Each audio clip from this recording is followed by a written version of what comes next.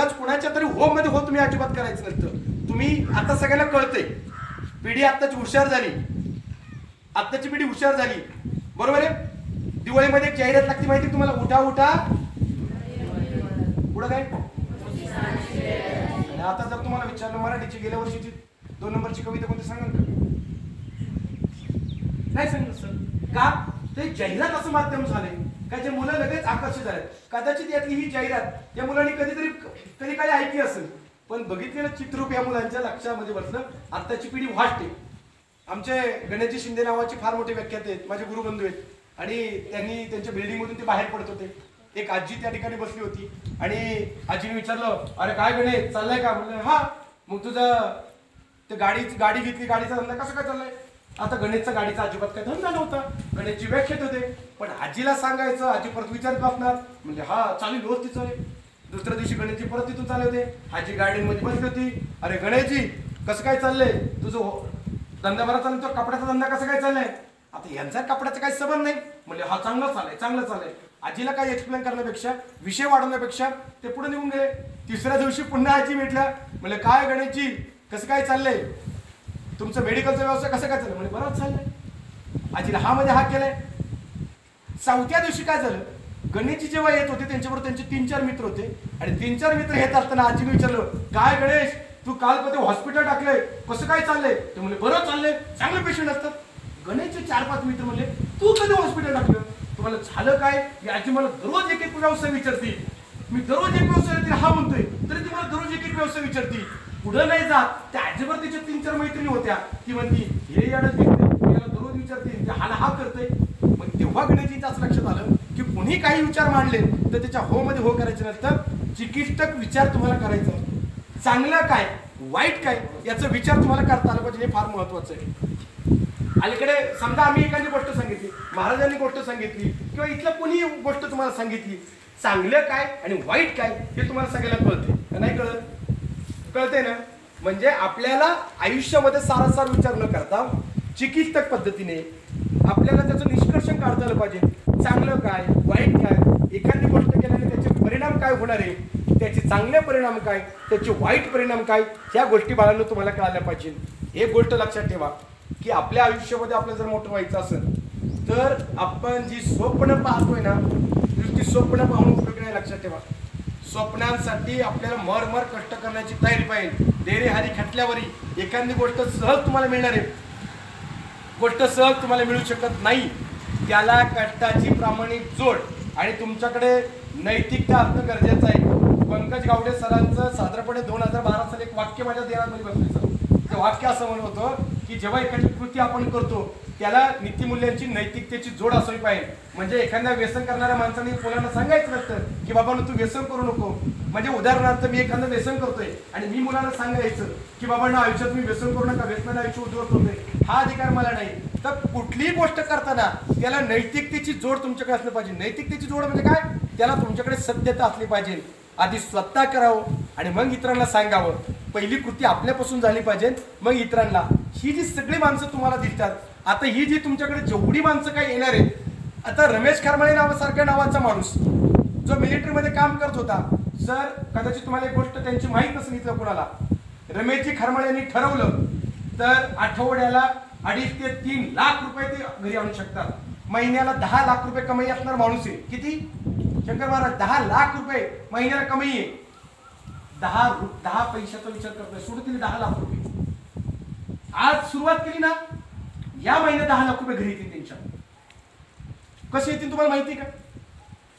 Facebook वरती ते महाराजचे व्हिडिओ टाकतात का, फेसबुकला युट्यूबला, मिलियन मध्ये 20-20, 30-30, 40-40 लाख, 1-1 कोटी, 2-2 कोटी लोक त्यांना पाहतात. काल परवा त्यांच्या स्टेटसला एक व्हिडिओ पाहिली त्यांच्याकडून. म्हणजे उदाहरणार्थ तुम्ही माझ्याकडून व्हिडिओ मागून घेतली आणि तुम्ही तुमच्या पेजवर टाकली, त्याला 2.2 बिलियन व्ह्यूज आले, त्यांना लाखो पैसे चालू झाले. म्हणजे आज रमेश खरमाळेंच्या आयुष्य म्हणजे त्यांच्या जीवावरती काही लोक फोटो मारतात सर त्यांच्या व्हिडिओवरती. मग मी रमेश खरमाळेंना म्हणलं की तुम्ही व्हिडिओ टाकायला सुरुवात करा. पण त्यांचं ध्येय काय होतं बघा, मला पैशांची गरज नाही, माझ्या पोराला मी सांगून ठेवले तुला शिकवण्याची जबाबदारी तुझ्या बापाची, पण आयुष्यात उभं राहायची जबाबदारी तुझी तुझी स्वतःची. तुझ्यासाठी आम्ही काही ठेवणार नाही, प्रॉपर्टी करणार नाही. कारण हेच रमेश खरमाळे स्वतःच्या आयुष्यामध्ये प्रामाणिकपणे, इथे कुणी कोणाला फुकट देत नाही, कोणी कोणाला वेळ नाही. पण रमेश खरमाळे सारखा माणूस उठला का डोंगरामध्ये जातोय, झालं का झाडं लावते. बरं एकटं झाडं लावित नाही ना, बायकोला सोबत घेते, पोरांना घेते, मिळून त्याला सोबत घेते आणि झाडं लावण्याचं काम करतोय. म्हणजे पर्यावरणाने ध्येय पिछाडीत झालेला माणूस हे रमेशजी खरमाळे. म्हणजे शून्य, म्हणजे ज्या माणसाकडे एक मिलिटरीमध्ये काम करणारा माणूस. बरं मिलिटरीतली माणसं कशी असतात, जर आगाऊ असतात, लय स्ट्रिक असतात असं आपल्या लोकांचं समज आहे. माझे मित्र नाही बरं का, पण सांगतो. पण मिलिटरीतली माणसं कशी असतात सर, स्ट्रिक असतात, आयुष्यभर कष्ट केलेले असतात. पण रमेश खरमाळे सारखा गोडवा असणारा माणूस मी पाहिला नाही. म्हणजे एक साधा मिलिटरीत असणारा तरुण मुलगा जो पर्यावरणाची चळवळ निर्माण करू शकतो, त्याच्या आयुष्यामध्ये मोठं होऊ शकतो, तर आम्ही का होऊ शकत नाही. म्हणजे वडस सारख्या गावामध्ये सर्वसामान्य घरातले तुषार महाराज, की जे फक्त पुजारी म्हणून काम करत होते, तुम्हाला कदाचित कल्पना नसेल, तुषार महाराज साळुंके सारखा पेंटर आपल्या भागात नव्हता. तुम्ही वडसच्या मंदिरामध्ये गेलात, त्या सामुदायिक विवाह सोहळ्याची पाठीमागची जी भिंत आहे ते रंगवणारा कोण कलाकार आहे, तुषार साळुंके. कदाचित कोणाला माहित नाही. म्हणजे रंग देणारा एक तरुण एक उत्तम प्रकारचा प्रवचनकार आणि कीर्तनकार होऊ शकतो, तर आम्ही का बनू शकत नाही. या लोकांच्या हातामध्ये शून्य होतं, आम्ही आमच्या आयुष्यामध्ये मोठं होतं आलं पाहिजे.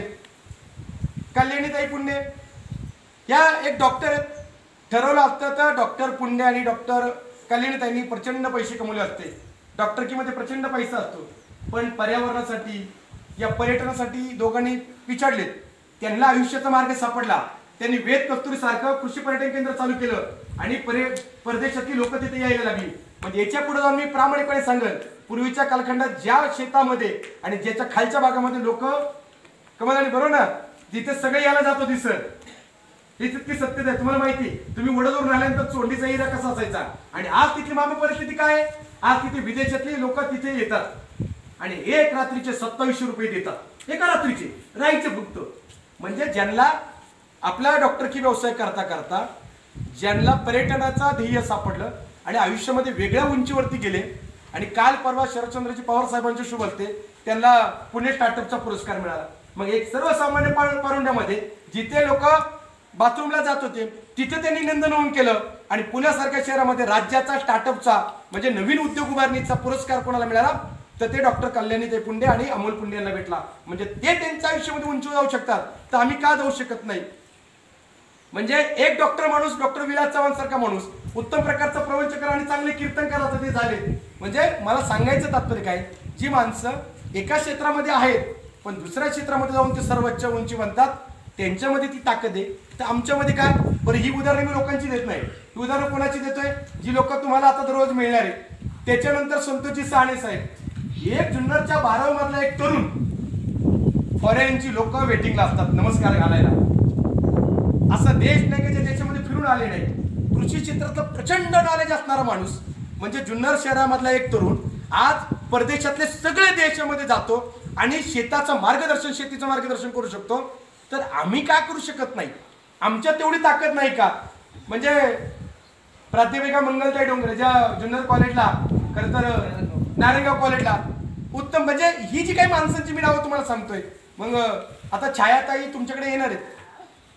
मला सगळ्यात मोठा पडलेला प्रश्न, छायाताई या क्षेत्रात आल्याच कशा काय. म्हणजे ज्या सचिन चव्हाण त्यांचे जे मिस्टर आहेत, कांद्याच्या गोणी जिथे उचलल्या जातात तिथे लिखापडी करणारा एक सचिन चव्हाण नावाचा जो आमचा पाहुणा येतो, तर तो सचिन चव्हाणची मिसेस जी कुठेतरी एका शाळेवरती जाऊन शिकवण्याचं 2-5 हजारावरती चुटपुंच्या पगारावरती काम करत होती, ती आज उत्तम प्रकारची उत्तम कीर्तनकार बनली. सांगायचं तात्पर्य काय, तुमच्या आयुष्यामध्ये त्यांच्या हातात काहीच नव्हतं. त्या काय फार मोठ्या कीर्तनकार होत्या, फार मोठ्या वक्त्या होत्या, अजिबात नाही. एवढं कशाला. तुमच्याकडे निशाताई कोंडे ज्या येतात, ही निशाताई कोण हो, भजनामध्ये जाऊन कोरसला गाणारी पोरगी होती. या सगळ्या मुली माझ्या समोरच्या आहेत. काल परवाची तुमच्याकडे असणारी जिची पिचली माझी बांगडी म्हणून गाणं आलं, कोणाचं गाणं आहे ते बघा. ते हे सगळं गायत्री तशीला.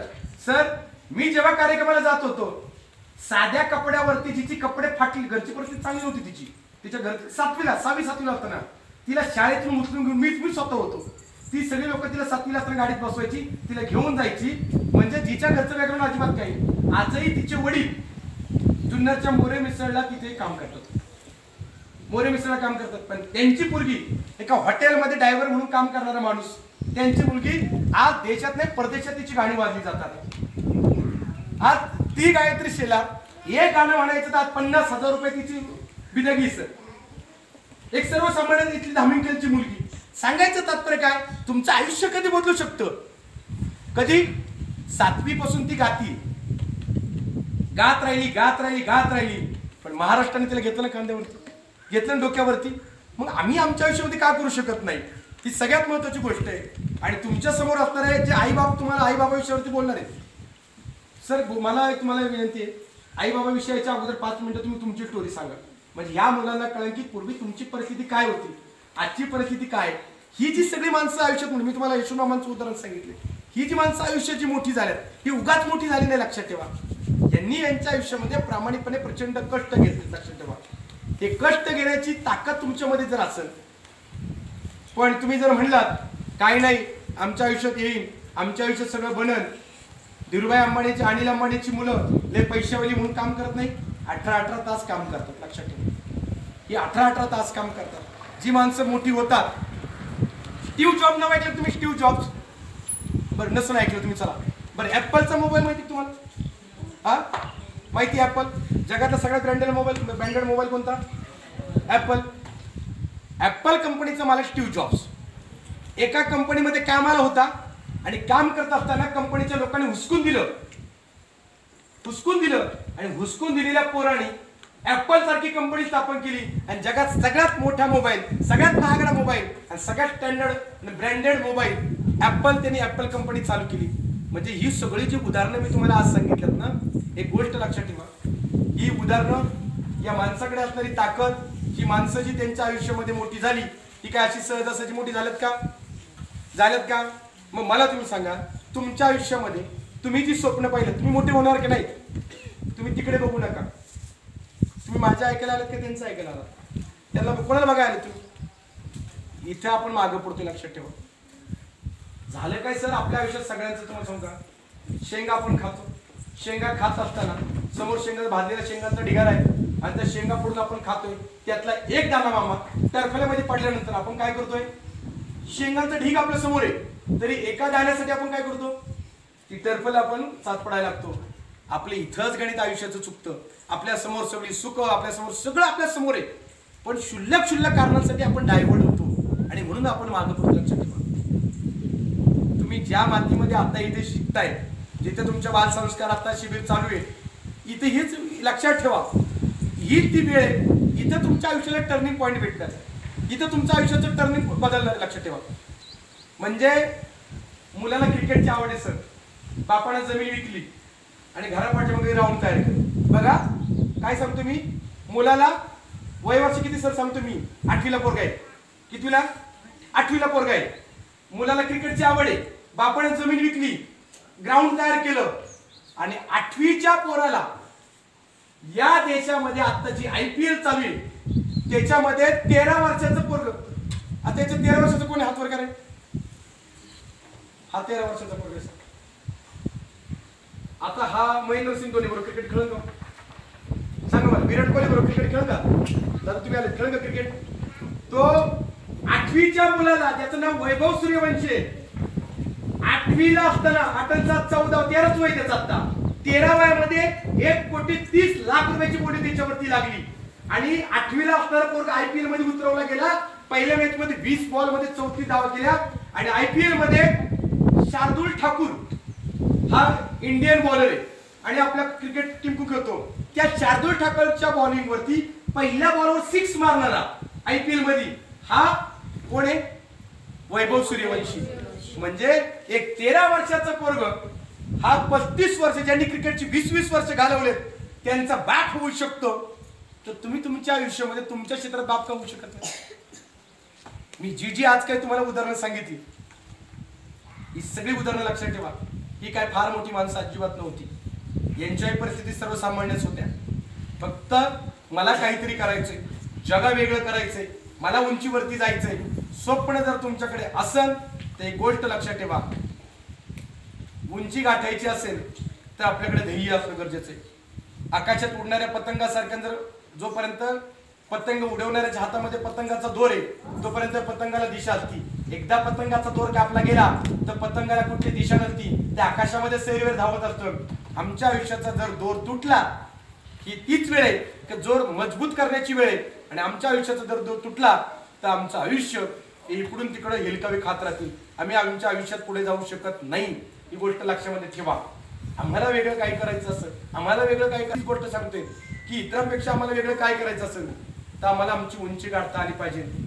तर मी किती बोललो, जाताना प्रामाणिकपणे एवढंच सांगेन की आपण इथे शिकताना एक स्वप्न फक्त डोक्यामध्ये ठेवा की माझे आई बाप माझ्यासाठी प्रचंड कष्ट करतायत.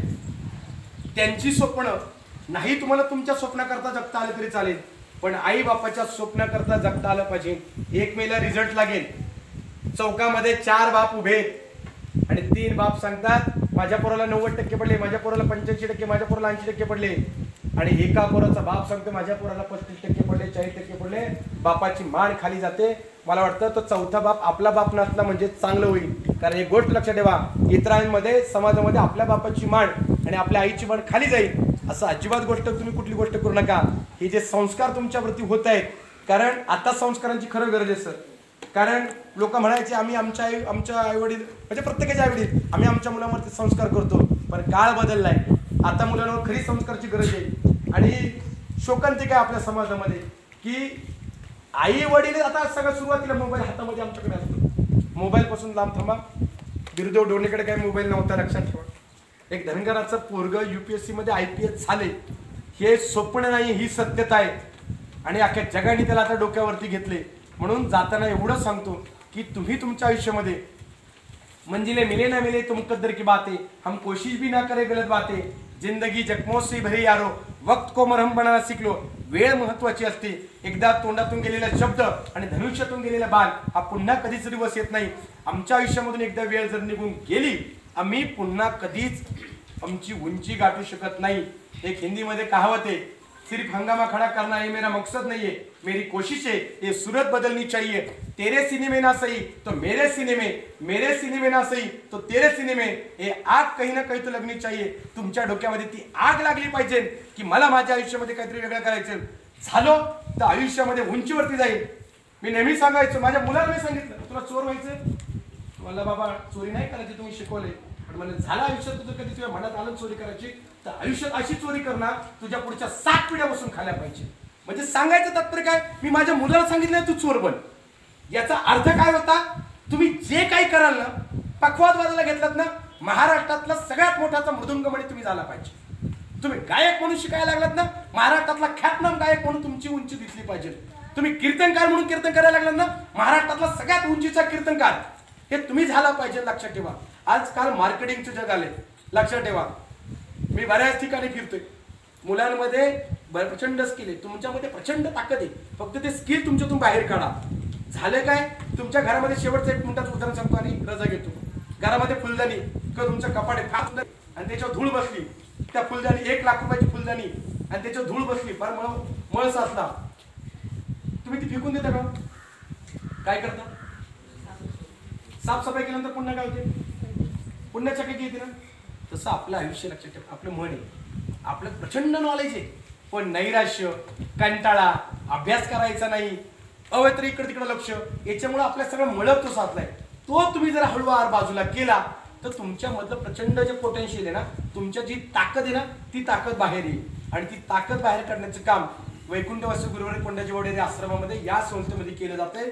भविष्यामध्ये तुम्ही सगळेजण इथे आहात, नव्याने काही मुलं आलात, तुम्ही इथं जर शिकलात तर तुमच्या आयुष्यामध्ये एका वेगळ्या उंचीवरती जाल, कारण तुमच्यावरती त्या पद्धतीचे संस्कार इथे केले जातील. त्यामुळे या ठिकाणी आता बरंच बोलले, किती बोललं तरी शेवटी लढण्याचं जगण्याचं बळ कोंडाजी बाबा ढेरे इथे असणाऱ्या सगळ्यांच्या माध्यमातून तुम्हाला ताकद मिळेल, त्यात कुठली शंका नाही. तुम्ही तुमच्या आयुष्यामध्ये फार उंचीवरती जाल, फार मोठे व्हाल, ही एवढी गोष्ट मात्र लक्षात ठेवा. एवढीच अपेक्षा व्यक्त करतो. एक प्रामाणिकपणे मी गोष्ट सांगत, 10 रुपये रोजाने काम करणारा मी होतो. मी आज पैशावाला झालोय असं मी म्हणणार अजिबात नाही, समाजामध्ये फार मोठी उंची मी अजिबात असं म्हणणार नाही, पण एक प्रामाणिकपणे गोष्ट सांगत, मला बोलण्याची कला सापडली. मी काय निवेदक म्हणून जन्माला आलं नव्हतं. एका लग्नामध्ये मला बळच बोलायला लावलं. मी बोलत नव्हतो सर, बळबळ मला बोलायला लावलं आणि बोलायला लावल्यानंतर मी माझ्या आयुष्यातली उंची गाठू शकलो. एक चांगल्या प्रकारचं निवेदक आणि उत्तम प्रकारचं मानधन घेणारा निवेदक म्हणून माझी ख्याती. आज समाजातला एक वर्ग मामाने मला बोलताना, सत्य परिस्थिती, मामा एक दिवस मला बोलताना म्हणले, सर लोकांची तुमच्याबद्दल तक्रार आहे. म्हणजे मामा काय तक्रार आहे? म्हणजे सर तुम्ही लय पैसे घेता. म्हणजे प्रामाणिकपणे त्यांच्यावर कोणतं बोलत असेल, पण मी त्यांना सांगितलं की तुमच्या आयुष्यामध्ये तुमचा स्टँडर्डनेस तयार करायचा असेल तर तुम्हाला तुमच्या उंचीप्रमाणे जगायला शिकलं पाहिजे. आणि जर तुम्ही खालच्या पातळीवर जर आलात तर लोक तुमची किंमत केल्याशिवाय राहणार नाही. तर जगण्याचं समाधान, मी महाराजांना म्हणलो की मागच्या 3-4 महिन्यात मी इथं आलो नाही, मी अपसेट झालोय सर. मी जो 6 महिने इथे येत होतो ना, पण इथं आल्यानंतर सगळं विसरून जातो माणूस, की घरी काय चाललंय, बायको काय करते, पोरं काय करतात, कोणाचं काय, कोणाचं राजकारण, सगळं विसरून जाते.